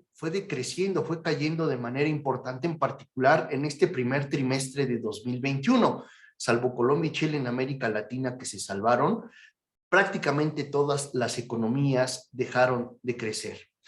En el caso de México, pues ya desafortunadamente traíamos un arrastre no favorable respecto a las condiciones del crecimiento del Producto Interno Bruto, y por supuesto que en 19 y 2020 lo vimos reflejado en su tasa de crecimiento. ¿Qué trae como consecuencia el que la economía no funcione bien? Pues bueno, tasas de desempleo elevadas. Vemos cómo de 2019 a 2020 hay un incremento, pasa de 3.1 a 4.5. Afortunadamente, para junio de 2021, en cifras del INEGI, la tasa de desempleo cae 4%. Pues bueno, eso pudiera parecer que son cifras favorables, pero desafortunadamente viene el pero, ¿no? Cae la tasa de desempleo porque desafortunadamente incrementa la economía informal. ¿Qué podemos destacar de todo esto? Que no se están generando condiciones para crear más empleos. Pero claro, como lo vimos en las presentaciones anteriores, no hay encadenamientos productivos, no hay una política industrial, no hubo apoyos a las micro y pequeñas empresas para que pudieran subsistir y pudieran al menos mantenerse estables durante este periodo de crisis. Y pues bueno, por consecuencia, pues viene una caída en el poder adquisitivo del salario, porque también hemos tenido procesos en los cuales la inflación ha estado por arriba de la meta establecida por el Banco de México. Entonces, pues obviamente la economía mexicana pues ha tenido que ir salvando todos estos obstáculos. Y si a eso le agregamos, como bien lo comentaban en las presentaciones anteriores, pues sí, en efecto, la deuda externa ha caído. Si ustedes observan la gráfica, por supuesto que desde 2012 ha disminuido la deuda externa, pero por desgracia la deuda interna ha crecido de manera más importante o de manera constante. Y bueno, habría que analizar los componentes de esta deuda interna. ¿Qué se hace? ¿Qué hacer para tratar de revertir ese proceso? ¿No? La teoría económica, los enfoques teóricos dirían, si nos vamos al enfoque de estado de bienestar, diría, pues hay que gastar. El Estado tiene que intervenir para tratar de salir de este embrollo crítico que tenemos en la actualidad. Hace un momento, en las conclusiones que decía la maestra Mónica, decía, no hay que dejarle toda la carga al gobierno. Keynes decía, hay que socializar la inversión. ¿Por qué? Porque a final de cuentas son estos dos sectores los que deben de participar. Incluso por ahí en la Constitución mexicana, en la Constitución política, nos dice que al desarrollo nacional convergerán con responsabilidad las empresas, el gobierno y las familias. ¿Qué quiere decir con esto? Que no se debe dejar la carga total al Estado. Pero bueno, sí vemos que como porcentaje del PIB, el gasto público ha crecido, pero lo que hay que ver y analizar es qué rubros son los que han crecido del gasto público. Y en los últimos años, en particular a partir del 2010, 2011 y a partir de 2017, el costo financiero de la deuda se ha incrementado. Uno pudiera pensar, ¿por qué? Si se supone que está disminuyendo la deuda, si se supone que el tipo de cambio está controlado. Pero ¿qué es lo que sucede? Como veíamos anteriormente, lo que se está incrementando, pues es la deuda interna. Y obviamente eso repercute directamente en las finanzas públicas. ¿Por qué? Porque si nosotros observamos el rubro de los subsidios y las transferencias que el gobierno debe realizar hacia los estados y municipios, pues se ha mantenido prácticamente constante. Y las participaciones, lo que conocemos como el ramo 28, prácticamente se encuentran en el mismo nivel como proporción del PIB que el costo financiero de la deuda. Es decir, no hay una canalización de recursos que permita a los estados y los municipios tener recursos suficientes para hacer frente a todas sus necesidades. Pero bueno, aquí lo interesante es, ¿y en qué se está gastando? ¿Por qué se supone que ahora sí este gobierno gasta de manera más eficiente? ¿O por qué se puede decir que se está gastando de manera más eficiente? Pues bueno, de 2018 a 2019 se da una reconfiguración en la forma en la que se gasta. ¿Cuáles son los rubros que este gobierno pone un mayor énfasis? Pues obviamente la protección social. Vemos que la protección social abarca una parte muy importante de los recursos públicos. Protección social entendemos o podemos incluir los programas sociales, al grado que ya fueron elevados a rango constitucional. Por lo tanto, esto nos da pie a identificar que la prioridad de este gobierno es tratar de resolver la desigualdad social a través de los programas sociales. Para 2020, la cosa no cambia, pero todavía es más dramático el ver cómo se sigue teniendo especial atención a los programas sociales, pero también se agrega el fortalecimiento al sector energético. Se gasta casi un poco más de $1 billón para tratar de fortalecer al sector energético. Habría que pensarnos qué tan bueno o qué tan malo es que se canalicen toda esta cantidad de recursos hacia estos sectores. Porque bueno, como desafortunadamente vimos, sí, los programas sociales son buenos, eso ni duda cabe, pero no están favoreciendo a que se puedan crear condiciones para que otros sectores de la economía se puedan dinamizar. Y bueno, ¿cómo pasa? ¿Qué sucede con los estados y con los municipios? En este sentido, como todos sabemos, los estados y municipios tienen algunas particularidades, y entre ellas que no son capaces de tener mayores impuestos que los que el Estado les permite cobrar.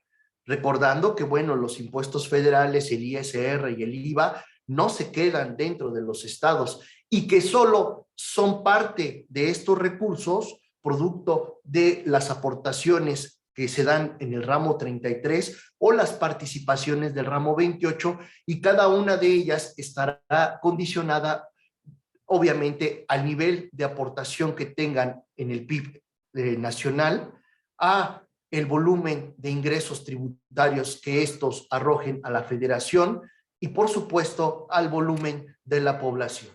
Entonces vemos, por ejemplo, que en qué condiciones o en qué condiciones tan dispares se pueden encontrar estados como Colima o Tlaxcala, que realmente tienen niveles de población y de participación en el PIB muy pequeños y que vamos a ver un poco más adelante. Entonces, en ese sentido, como ya mencioné, no ha habido una evolución importante en materia financiera y recaudatoria por parte de los estados y municipios, y por lo tanto un alto porcentaje de sus ingresos proviene de los recursos que el Estado le da a través de las transferencias. Pero hay que recordar que las transferencias más conocidas, que son el ramo 28 y el ramo 33, en particular el ramo 33, este tipo de transferencias son recursos perfectamente etiquetados, como se conoce, como se les llama, y estos no pueden ser utilizados solo o son utilizados solo para lo que el fondo les permite. Fondos para la educación, fondos para mantener la salud, educación para los adultos, es decir, ahí no hay mucho margen de acción. En cambio, el ramo 28, las participaciones, estos ramos no son fiscalizables, lo que quiere decir que los estados y municipios pueden utilizarlos para saldar y cubrir todas las necesidades que necesitan en el momento. Pero ¿qué es lo que sucede? Como vemos, hay una poca recaudación y eso obliga a los estados y municipios a buscar fuentes alternativas de recursos. Estas fuentes alternativas de recursos, pues obviamente es a través de la deuda.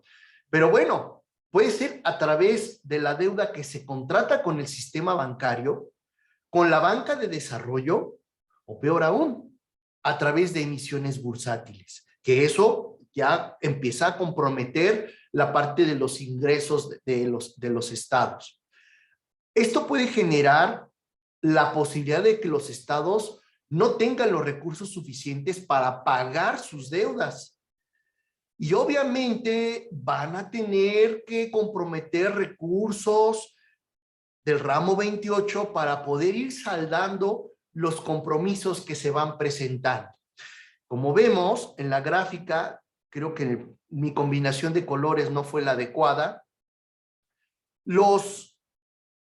La composición de los impuestos, de los ingresos estatales, perdón, como ya mencioné, pues en un alto porcentaje provienen de las transferencias que realiza el gobierno federal. Prácticamente son más del 80-90% dependiendo del estado, dependiendo las características de cada entidad federativa, pero aquí lo que llama mucho la atención es, pues bueno, si esta es la principal fuente de recursos, habría que preguntarnos, ¿aumenta la cantidad de recursos que se da? Pues vemos que por desgracia no. Del total de las transferencias que se realizan hacia los estados y municipios, salvo el año 2018, estas han caído o no han crecido de manera importante. ¿Qué es lo que sucede? ¿Por qué no crecen? Pues obviamente podemos pensar 2019 y 2020 no hubo los recursos suficientes para poderlos canalizar hacia los estados y los municipios producto de la emergencia sanitaria. Pero bueno, ¿no se supone que también de acuerdo a la ley de coordinación fiscal, pues estos recursos más o menos deben de permanecer en una misma línea?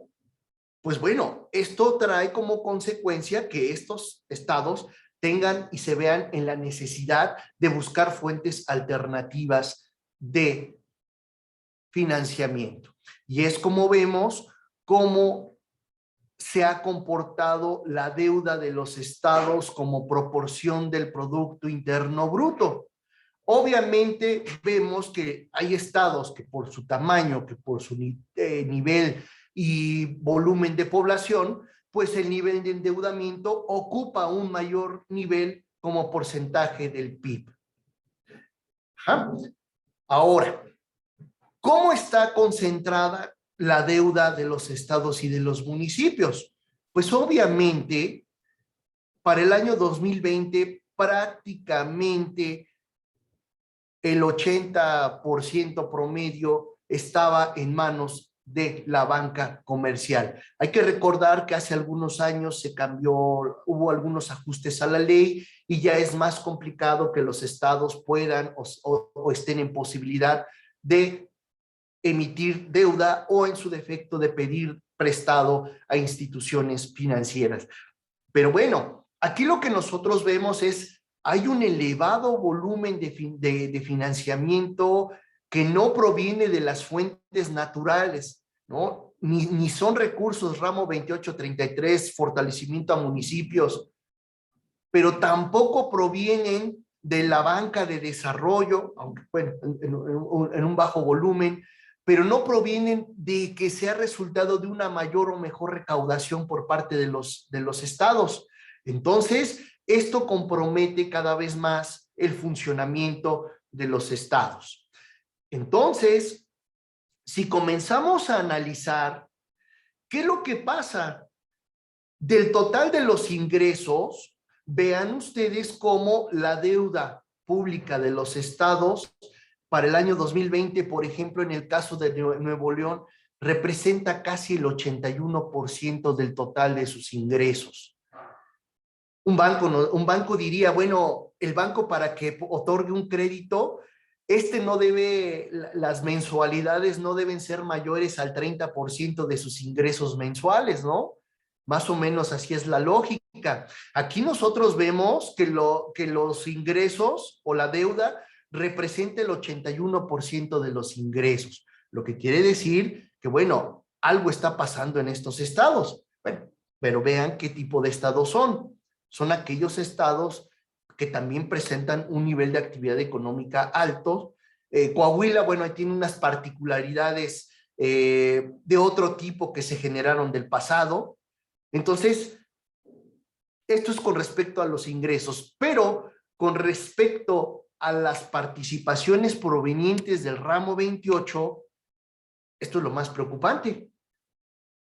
¿Por qué? Pues porque a final de cuentas, si representan en el caso de Nuevo León el 269% de sus participaciones, implica que por lo menos están apalabrados por una buena cantidad de años. Entonces, aquí nos lleva a preguntarnos, ¿y de dónde salen los recursos para que estos estados o estos municipios tengan la oportunidad de realizar las obras que debe realizar de manera cotidiana la administración estatal o municipal, partiendo de estos indicadores? Entonces, sí debemos preocuparnos en el sentido de que de dónde se obtienen los recursos, qué es lo que se está haciendo. En efecto, también el doctor Bustamante lo decía hace rato, ¿no? Por desgracia, habría que analizar qué cosas buenas ha hecho este gobierno, qué cosas malas ha hecho este gobierno, qué está haciendo para tratar de que todo esto no nos pegue de manera abrupta. Vemos que la inflación, por desgracia, no va a poder estar en la meta durante este año. La pobreza está creciendo. Digo, aunque parecería ser que hay otros datos, pero bueno, a final de cuentas, las cifras ahí están. ¿Qué tanto se va a poder sostener? Aquí hago la cita, es de un trabajo que se realizó con la doctora Viveros, en el sentido de que, dados estos indicadores, estas cifras que se tienen, ¿cuáles son los estados en los cuales hay que poner más atención? Pues obviamente la gráfica anterior nos lo dice, ¿no? Nuevo León, Coahuila, Durango. ¿Por qué? Porque son estados que tienen volúmenes de endeudamiento severos. Pero, pues obviamente lo que debemos buscar es qué tipo de política se está siguiendo. Por desgracia, vemos que se está orientado a subsanar algunos problemas. Desafortunadamente, estos problemas no son de carácter estructural. Hace un rato, con las presentaciones anteriores, lo mencionaban. Hay que generar condiciones para que la industria nacional pueda detonar, para que haya condiciones para que los inversionistas vengan a dejar su dinero e inviertan, no nada más inviertan en cuestiones bursátiles o en cuestiones financieras o en valores gubernamentales, ¿no? Bueno, pues son atractivos porque no hay riesgo, pero ¿qué se está haciendo más allá? A final de cuentas, ¿qué es lo que se tendría que hacer? Tal vez establecer un marco regulatorio más rígido en materia de deuda pública. Bueno, eso ya más o menos se tiene. Tratar de que exista un límite específico a la cantidad de la cantidad de transferencias federales que se destinan para pagar las obligaciones que se tienen con la banca comercial o con las emisiones bursátiles, pero sobre todo incentivar a los gobiernos estatales, pero sobre todo al federal, para que se puedan generar recursos propios y promover una autonomía financiera. Eso sería lo importante, y creo que, pues a final de cuentas, el propósito de este tipo de trabajos es sentar las bases y, como se dice coloquialmente, sembrar la duda en los alumnos y la inquietud para que descubran nuevas vetas de análisis, y que hay mucho todavía por analizar y mucho por hacer. Y pues de mi parte es todo. Creo que me sujeté, creo que sí, estoy en el margen del tiempo que nos establecen, y pues muchas gracias por su atención. Gracias a ti, doctor, además por tu puntualidad y el manejo del tiempo. Creo que a lo largo de esta sesión hemos pasado de evidenciar las debilidades estructurales que el modelo exportador no solucionó. No obstante, se evidenció una propuesta de identificación de vocaciones productivas como para darle sentido a eso que se mencionó en la primera mesa acerca de la política industrial. Con eso no solo hay una aplicación muy focalizada de esta política industrial, sino estaríamos en condiciones, o es la propuesta para empezar a reconstruir las cadenas productivas que han sido rotas y fortalecer con ello el mercado interno. Si se logra eso y también se tiene conciencia de lo que nos presentaste, doctor Felipe, acerca de lo comprometido que pueden estar las economías de los estados, pues tenemos un montón de tarea, de chamba y de cosas que discutir y platicar desde el ámbito de la economía, pero también de las políticas públicas, porque de eso se tratan estos proyectos. Paso ahora a leer 3 preguntas para cada uno de los participantes. Voy a sintetizar una, doctor Felipe, eran 2 preguntas, pero son muy parecidas, se sintetiza en una. Si consideras necesaria una reforma fiscal radical en el cual los gobiernos estatales puedan recaudar el ISR y el IVA, un poco como se hace en los Estados Unidos, y qué riesgos crees que pueda representar esa reforma fiscal. En el caso de la maestra Mónica, tengo aquí la pregunta, si podría explicar la viabilidad y pertinencia de aplicar esa metodología a nivel municipal para tener todavía más, un poco más preciso de las vocaciones industriales, de las vocaciones productivas, y si pudiera dar alguna idea de cómo se podrían financiar esos proyectos. Y en el caso del doctor Bustamante, déjenme ver, acá está. Usted dijo que el modelo exportador quedó sepultado. ¿Hacia dónde tendría que conducirse entonces la economía mexicana una vez agotado dicho modelo? ¿Les parece si hacemos una ronda, iniciando por el doctor Felipe, la maestra Mónica, y concluimos contigo, doctor Bustamante?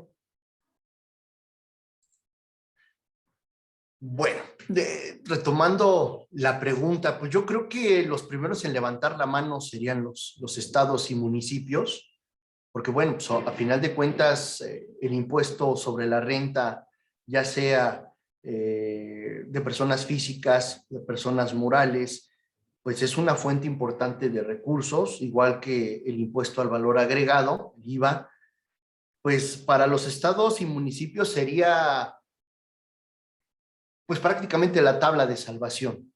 Pero pues bueno, ¿saben eso cuándo va a pasar? Pues yo creo que nunca, porque pues a final de cuentas que se quitaría esa potestad tributaria que tiene el Estado y pues se quitarían una de las fuentes más importantes que tiene el Estado. Yo creo que la reforma fiscal tendría que venir de otros ámbitos, buscar, siempre que hablamos de impuestos, luego lo comentamos en clase, decimos, hablar de una reforma fiscal, hablar de incrementar los impuestos es prácticamente condenar o sepultar al gobierno que la propone, ¿no? Porque siempre como agentes económicos lo que se busca pues, es tributar lo menos posible, ¿no? Que nuestro ingreso disponible sea mayor.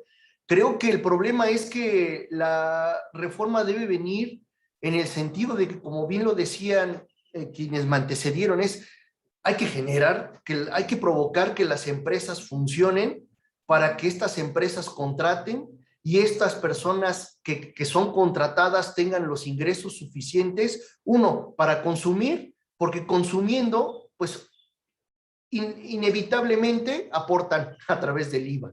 Y si sus ingresos son lo suficientemente o son suficientes, pueden ser gravados por el ISR. Entonces, ahí se tendrían mejores condiciones. Pero bueno, tampoco vemos que eso vaya a pasar en el corto plazo.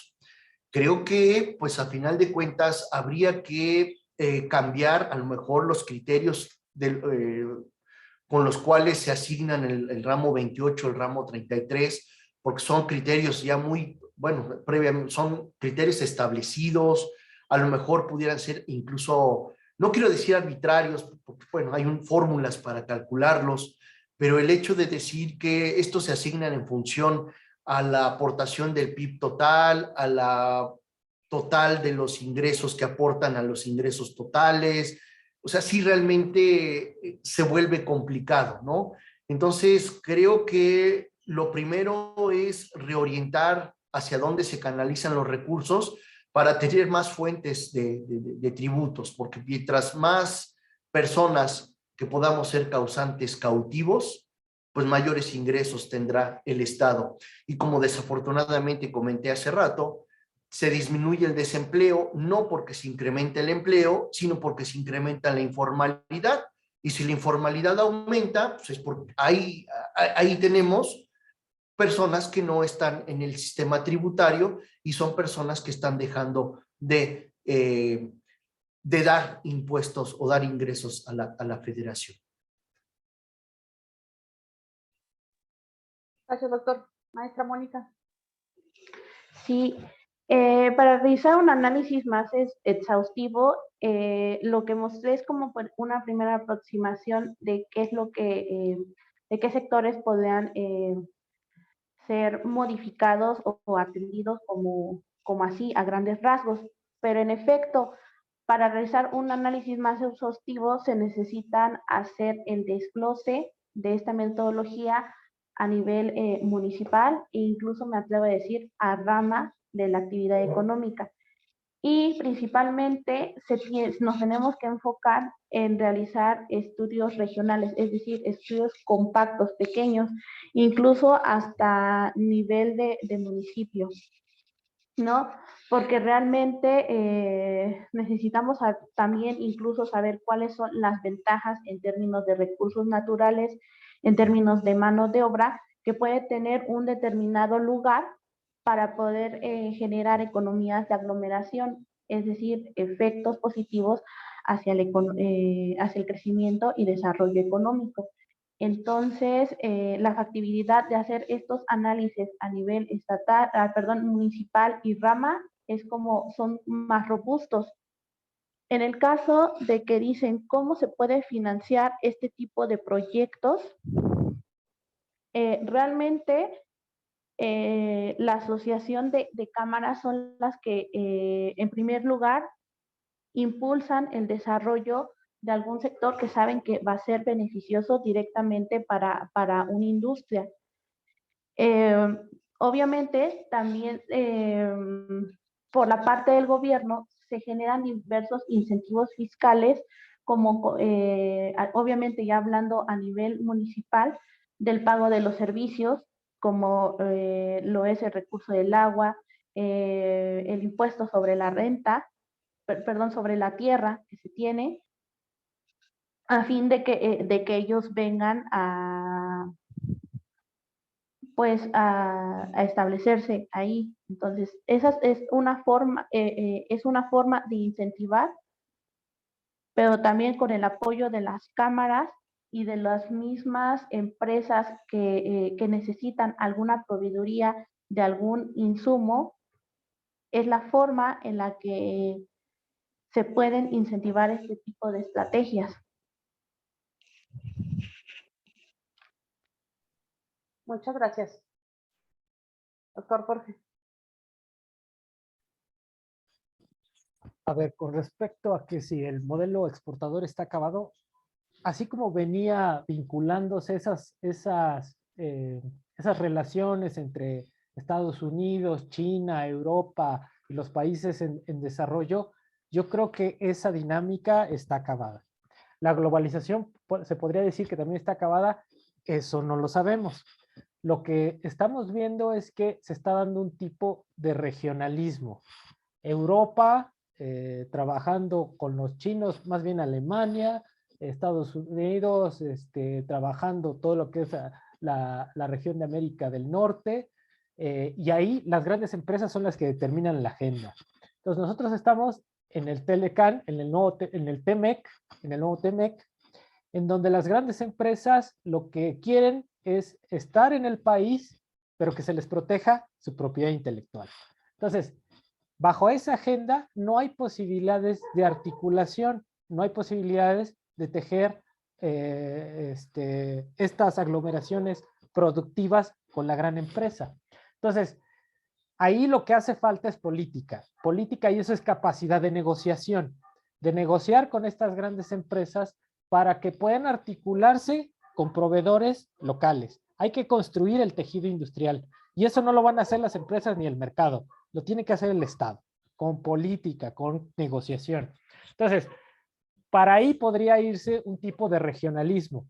Toda América del Norte, China trabajando con Alemania, que ahorita hubo un conflicto ahí entre Alemania con Francia y con Australia por unos submarinos nucleares que Estados Unidos no quería que los hicieran los chinos, no que los hicieran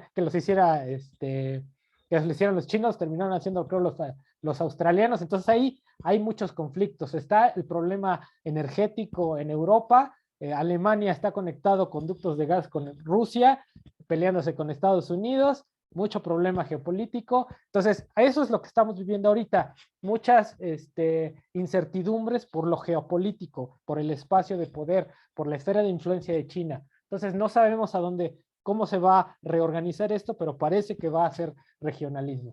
¿Qué podemos hacer en México? Lo que comenta la maestra, la doctora Mónica. Hay que pensar en lo local, pero lo local no en términos solamente del autoconsumo local, sino posibilidades de articularlo hacia una cadena de valor mucho más especializada. Pero para eso, repito, hay que construir proveedores, hay que ligarlos con las empresas transnacionales. Y eso no depende de las empresas ni del mercado, depende de la negociación que pueda hacer el Estado, ¿no? Entonces, el problema de la deuda, ahorita como lo vemos y como lo hemos visto, yo concuerdo con el doctor Felipe que es un problema de corrupción. Entonces, el problema de los estados no es que se endeuden, sino cómo lo gasten. Si nos damos en cuenta que, por ejemplo, los Duartes en Veracruz y el otro en Chihuahua, uno se creó su banco con recursos públicos, se compró un rancho, se adjudicaba materiales para la producción agrícola, se los ponía en su rancho. ¿Qué confianza se tiene de darle más a los estados si no están gastando bien? Si estos mecanismos de reparto de lo que les toca a los estados es un mecanismo de control político. Entonces, y en los estados no hay transparencia, los estados no son transparentes de cómo gastan. Entonces, si se están endeudando, esa es la preocupación, ¿en qué lo están gastando? Y eso no se sabe.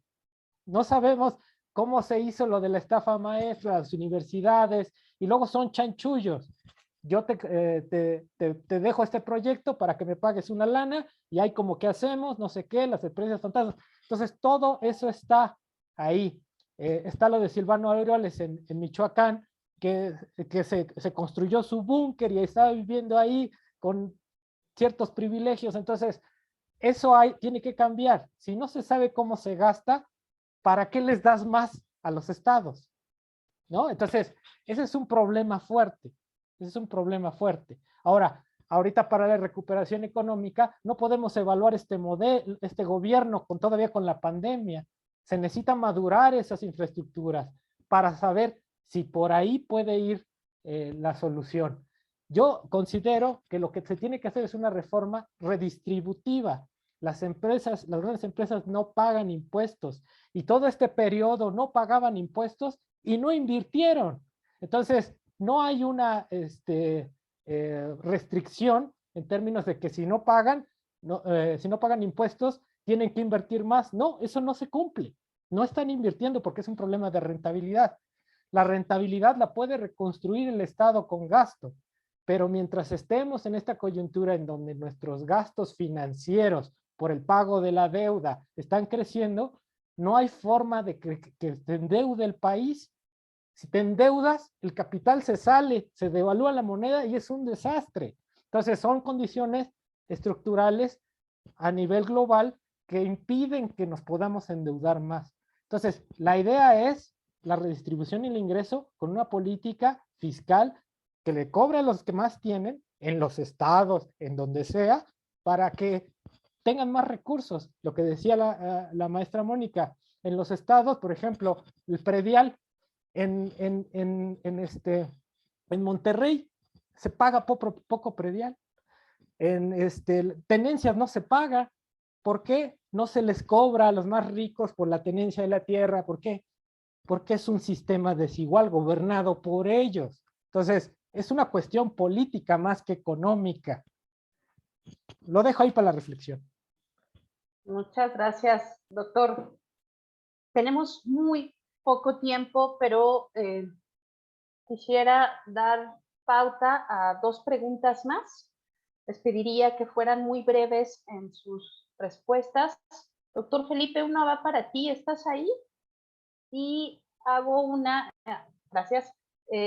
Dice, ¿qué alternativas existen para los estados y municipios para poder obtener financiamiento más allá del presupuesto federal? Obtener recursos propios con bursatilización, desarrollar políticas industriales, clúster, etcétera, desde lo municipal a lo regional, o cuál sería una buena alternativa. Y la última pregunta es la siguiente, se la hago a los 3, pero les pediría que alguien, solo una persona la contestara.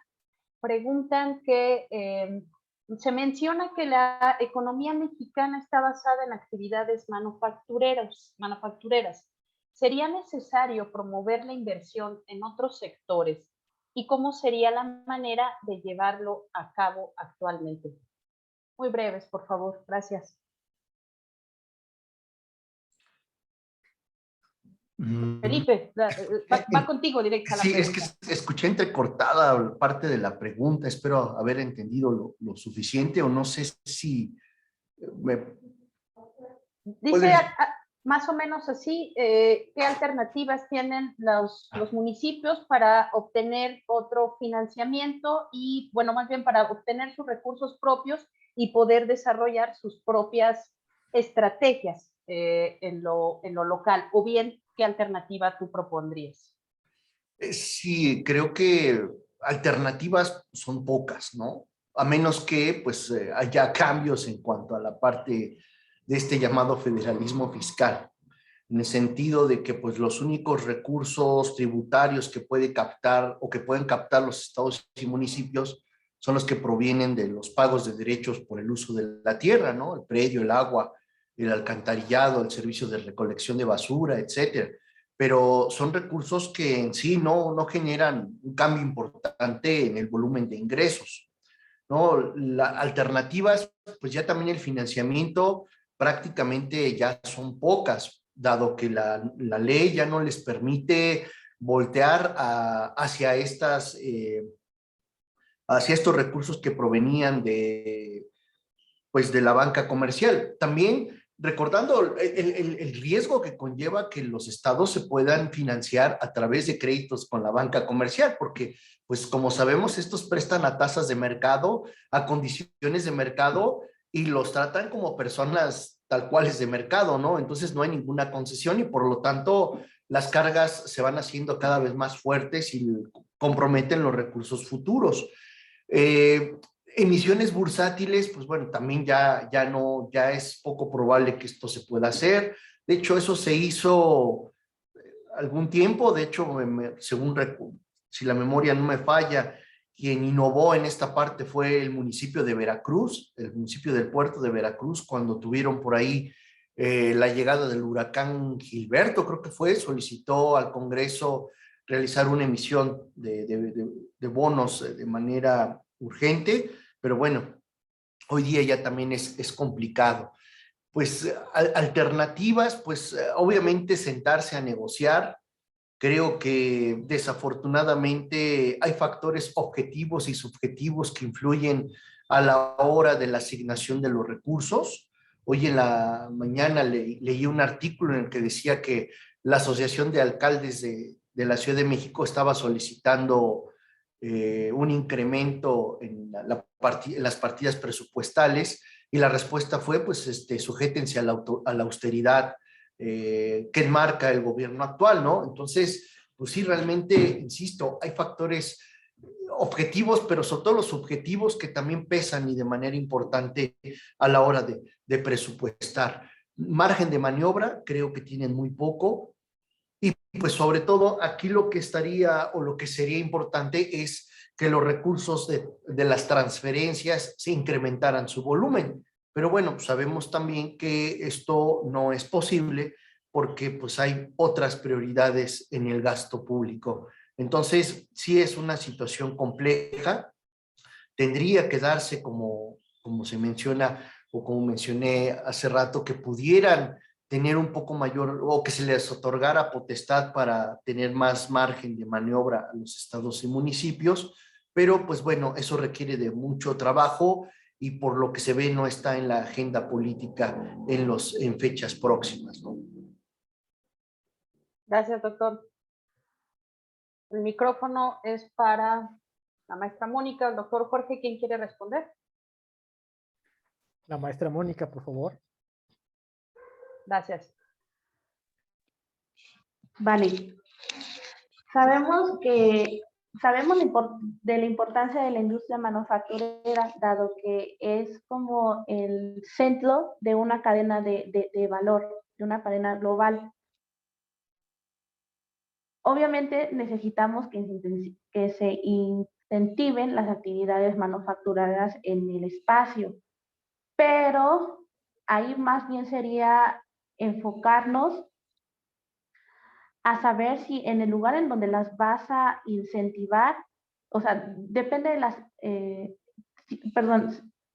necesitamos saber si en el lugar en donde las vas a incentivar, qué tipo de actividades se pueden realizar, porque no nada más es así como así incentivar las industrias manufactureras, sino necesitas saber con qué recursos cuentan para poderlas llevar a cabo.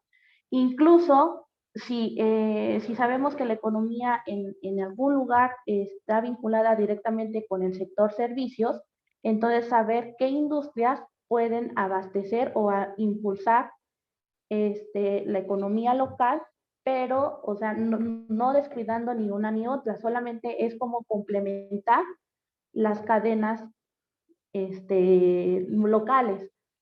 Entonces, ahí termina mi participación. Muchas gracias, maestra. Gracias, doctores. Nos dejan muchos temas para la reflexión. Pues así llegamos a el fin de esta primera sesión del seminario Retos y Alternativas de Política Económica para la Recuperación Postpandemia en Países en Desarrollo. Como pudieron darse cuenta, en esta primera sesión se tocaron temas de política fiscal. El día de mañana los esperamos a partir de las 11:30 de la mañana con mesas que abordarán temas ahora de política monetaria, evidentemente en el contexto de la COVID. Y no se pierdan a la 1 de la tarde un debate que se antoja, va a estar muy bueno, política económica y recuperación, donde van a participar los doctores Arturo Huerta González y el doctor César Armando Salazar López. Los invitamos, los esperamos, no se lo pierdan. Yo creo que tanto la mesa como el debate prometen mucho y nos van a dejar muchas cosas que pensar, pero también que aprender. Les agradecemos que nos acompañen hasta esta hora de la tarde, que les vaya muy bien, muy buen provecho, muy buenas tardes y nuevamente mi agradecimiento para las doctoras Ana Laura y Erika. Gracias Jorge, gracias Felipe, gracias Mónica, qué placer estar con ustedes. Buenas tardes a todas y a todos. Muchas gracias, buenas tardes, gracias por acompañarnos.